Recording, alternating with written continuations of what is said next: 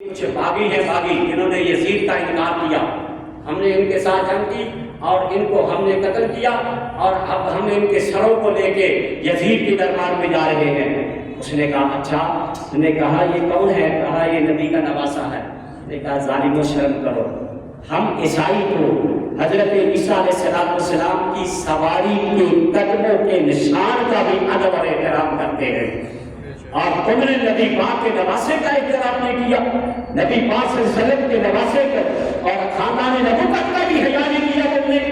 کہنے لگا کہ آج رات میرے پاس ٹھہرو، میں آپ کی دعوت کرنا چاہتا ہوں، آپ کی دعوت کرنا چاہتا ہوں، اور آپ کو میں اتنے دینار بھی دوں گا، ایک رات میرے پاس ٹھہرو۔ حضرت امام علی مقام رضی اللہ تعالیٰ عنہ کے ساتھ کو کہنے لگا کہ یہ مجھے دے دو اور تم دعوت کھاؤ، اور صبح جب جاؤ گے نا تو تمہیں اتنا انعام بھی دے دیا جائے گا۔ تو وہ دنیا کے کتے لالچی تھے، انہوں نے کہا ٹھیک ہے، دعوت بھی کھاتے ہیں، پیسے بھی ملیں گے، چلو ایک رات نبی پاک کے نواسے کا سارے ان کو دے دیتے ہیں راہب کو۔ تو اس نے اپنے ماننے والوں کو کہا ان کی دعوت کھاؤ، دسترخوان لگ گیا، دعوت کھائی انہوں نے۔ حضرت امام علی مقام رضی اللہ تعالیٰ عنہ کے سر مبارک کو دیکھا، ایک الگ کمرے میں چلا گیا اور جا کے نبی پاک صلی اللہ علیہ وسلم کے نواسے حضرت امام حسین کے سر مبارک پر جو گرد و غبار تھی، اللہ اکبر، سرکار کو کتنی اذیت ان لوگوں نے دی، کتنی تکلیف دی۔ بدر کے مقابلے بدر میں جب حضرت عباس نبی پاک کے چچا جان جب اسیر ہوئے، قیدی بنا لیے گئے، رات کے وقت ان کے رونے کی آواز آتی تھی، نبی پاک صلی اللہ علیہ وسلم ان کے رونے کی آواز سن کے سرکار بے چین ہو گئے، تڑپ گئے۔ ساری رات نبی پاک صلی اللہ علیہ وسلم کو چین نہیں آیا، سکون نہیں آیا، ساری رات اللہ کے محبوب صلی اللہ علیہ وسلم سوئے نہیں تھے۔ اللہ اکبر، حالانکہ وہ ابھی ایمان نہیں لائے تھے، کرامت داری کی وجہ سے، نسبت کی وجہ سے، اور باسی نبی پاک صلی اللہ علیہ وسلم پر ایمان بھی لے آیا تھا۔ حضرت امیر حمزہ کو جس نے قتل کیا، شہید کیا، مسلح بنا دیا گیا، تو وہ بھی آپ کی بارگاہ میں پھر معافی کے لیے آیا۔ سرکار نے فرمایا کہ تجھے معاف تو کر دوں گا باسی، اور زندگی بھر میرے سامنے نہ آنا، تجھے دیکھ کر مجھے اپنا چچا حضرت امیر حمزہ یاد آ جاتا ہے۔ تو جب حضرت امیر حمزہ کے شہید کرنے والے باسی جو ایمان بھی لے آیا، حالانکہ ایمان آنے کے بعد، کلمہ پڑھنے کے بعد جو کلمہ پڑھ لیتا ہے اس کے پچھلے سارے گناہ اللہ معاف فرما دیتا ہے، بخش دیتا ہے۔ اس کے باوجود اللہ کے نبی نے فرمایا تو میرے سامنے نہ آیا کر، تجھے دیکھ کے مجھے اپنا چچا یاد آ جاتا ہے۔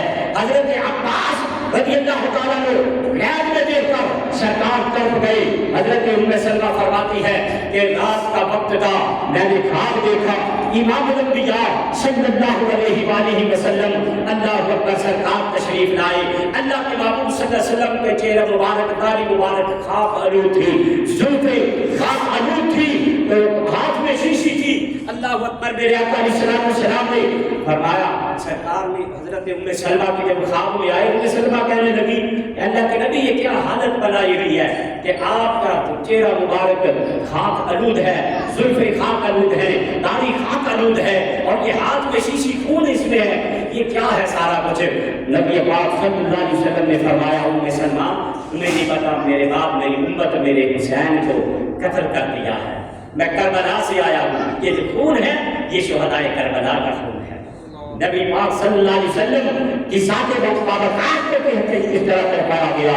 تو الغرض امام حسین رضی اللہ تعالیٰ عنہ کے سر مبارک کو جب اس راہب نے، عیسائی نے رکھا اپنے پاس، ساری رات دیکھتا رہا، زیارت کرتا رہا، وہ کہتا ہے مجھے اللہ کی عزت کی قسم ہے، میں نے دیکھا کہ ساری رات میں دیکھتا رہا، آپ کی آنکھوں سے نور نکلتا تھا جو زمین سے لے کے آسمان تک مثل ستون نظر آتا تھا۔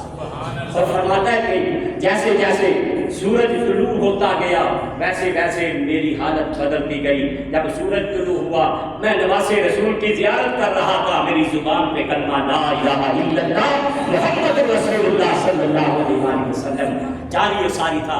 حضرت گرامی امام الانبیاء صلی اللہ علیہ وسلم اللہ اکبر، پھر آپ کو جلتے ہوئے جب یزید کے پاس لے جایا جا رہا تھا، پھر ان کو جو یہ درم و دینار اس نے دیے نا، تو رستے میں جاتے ہوئے انہوں نے کہا کہ تقسیم کر لیتے ہیں، یزید کے پاس جانے سے پہلے تقسیم کر دیتے ہیں۔ جب وہ کھولا تو وہ درم و دینار نہیں تھے، ٹھیکریاں بن چکی تھی، ٹھیکریاں بن چکی تھی۔ اے ظالمو، کیا ملا تمہیں رسول اللہ کے نواسے کو شہید کر کے؟ نہ دنیا ہی ملی، نہ عیش و طرب کی ہوا ہی ملی۔ اللہ اکبر۔ تو حضرت امام علی مقام رضی اللہ تعالیٰ عنہ آپ کے سر مبارک کو لے جایا جا رہا ہے، اور پیچھے پیچھے اہل بیت کا یہ قافلہ ہے۔ چلتے چلتے جس شہر سے بھی گزرتے ہیں لوگ شہروں کو سجائے ہوئے ہیں، ڈھول ڈمکے، اور یہ بیچارے جا رہے ہیں مظلوم۔ اللہ اکبر۔ حضرت امام علی مقام چلتے ہوئے ایک امت سے اور مختلف شہروں سے گزرتے ہوئے گئے۔ ایک جگہ پہ ایک عورت، بڑی عورت، بالکل بڑی عورت تھی،